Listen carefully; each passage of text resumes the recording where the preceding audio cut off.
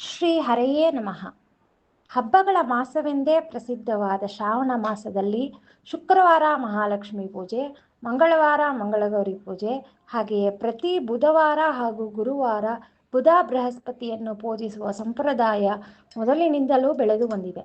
ಬುಧ ಬೃಹಸ್ಪತಿ ಯಾರು, ಅವರನ್ನೇಕೆ ಪೂಜಿಸಬೇಕು, ಹೇಗೆ ಪೂಜಿಸಬೇಕು ಎಂಬಲ್ಲಿ ಈ ವಿವರ ಇಲ್ಲಿದೆ.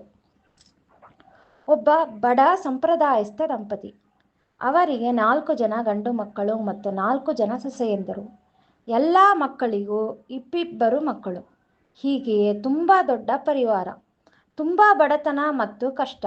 ಮನೆ ಮನೆಗೆ ಹೋಗಿ ಎಲ್ಲ ಮಕ್ಕಳು ಗೋಪಾಳಕ್ಕೆ ಹೋಗಿ ಭಿಕ್ಷೆ ಬೇಡಿ ಅಕ್ಕಿ ಜೋಳ ಏನು ಬರುತ್ತದೆಯೋ ಅದನ್ನೇ ಮಧ್ಯಾಹ್ನಕ್ಕೆ ಬೇಯಿಸಿ ಪರಿವಾರದವರೆಲ್ಲ ಒಂದು ಹೊತ್ತು ಊಟ ಮಾಡುತ್ತಿದ್ದರು.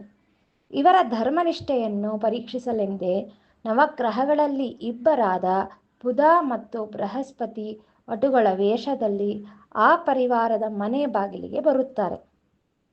3 ದಿನಗಳಿಂದ ನಿರಾಹಾರವಾಗಿದ್ದೇವೆ, ತುಂಬ ಹಸಿವಾಗಿದೆ, ನಮಗೆ ಊಟಕ್ಕೆ ಹಾಕಿ ಎಂದು ಬೇಡುತ್ತಾರೆ.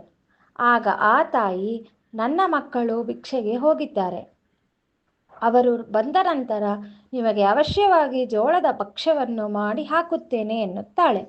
ಆಗ ಆ ವಟುಗಳ ಹಸಿವೆಯು ಸಹನೆಯ ಮೀರಿ ಇದ್ದದ್ದನ್ನು ಹಾಕಿ ಎಂದಾಗ ಜೋಳದ ಹಿಟ್ಟಿನ ರೊಟ್ಟಿಯನ್ನು ಮಾಡಿ ಅದರಲ್ಲಿ ಮೊಸರು ಬೆಲ್ಲ ಹಾಕಿ ಅದನ್ನೇ ಆದರದಿಂದ ಬಡಿಸುತ್ತಾಳೆ. ಕೊನೆಗೆ ಕುಡಿಯಲು ಮಜ್ಜಿಗೆಯನ್ನು ಕೊಡುತ್ತಾಳೆ. ಆ ವಟುಗಳು ಅದನ್ನೇ ಪ್ರೀತಿಯಿಂದ ಸ್ವೀಕರಿಸಿ ಸಂತೋಷಗೊಳ್ಳುತ್ತಾರೆ. ನಂತರ ಆ ದಂಪತಿ, ನೀವಿಬ್ಬರು ಯಾರು ಎಂದು ಕೇಳಿದಾಗ, ನಾವು ಬುಧ ಬೃಹಸ್ಪತಿಗಳು.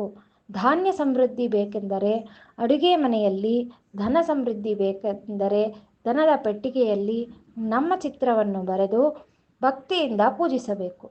ಪೂಜೆಯಿಂದ ಧನ ಧಾನ್ಯದ ಅಭಿವೃದ್ಧಿಯಾಗುವುದು ಎಂದು ಹೇಳಿ ಅಂತರ್ಧಾನರಾಗುತ್ತಾರೆ.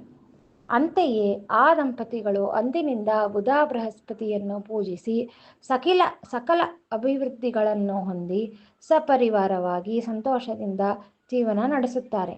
ಯಾವುದೇ ಜಾತಿಯ ಧರ್ಮವಿಲ್ಲದೆ ಸರ್ವರೂ ಈ ಪೂಜೆಯನ್ನು ಮಾಡಲು ಅರ್ಹರು. ಮನುಷ್ಯ ಜನ್ಮವನ್ನು ಪಡೆದ ಪ್ರತಿಯೊಬ್ಬರೂ ಜ್ಞಾನಕ್ಕೆ ಅರ್ಹರು. ಆದ್ದರಿಂದ ಜ್ಞಾನವನ್ನು ಪಡೆಯುವುದು ಎಲ್ಲರ ಆದ್ಯ ಕರ್ತವ್ಯ. ಜ್ಞಾನದಿಂದಲೇ ಮೋಕ್ಷ. ಬ್ರಹ್ಮವಿದ್ಯೆ ಹಾಗೂ ವಿಜ್ಞಾನಾದಿ ಸಕಲ ಶಾಸ್ತ್ರಗಳ ವಿಶೇಷ ಜ್ಞಾನ ಪಡೆಯಲು ಬುಧ ಬೃಹಸ್ಪತಿಗಳ ಅನುಗ್ರಹ ಇರಲಿ ಎಂದು ಪೂಜಿಸಿ ಪ್ರಾರ್ಥಿಸೋಣ.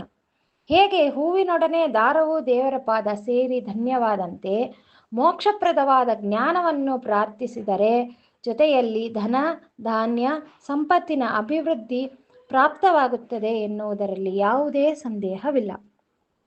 ಬುಧ ಬೃಹಸ್ಪತಿ ಅಂತರ್ಗತ ಭಾರತೀ ರಮಣ ಮುಖ್ಯ ಪ್ರಾಣಾಂತರ್ಗತ ಶ್ರೀ ಕೃಷ್ಣಾರ್ಪಣಮಸ್ತು.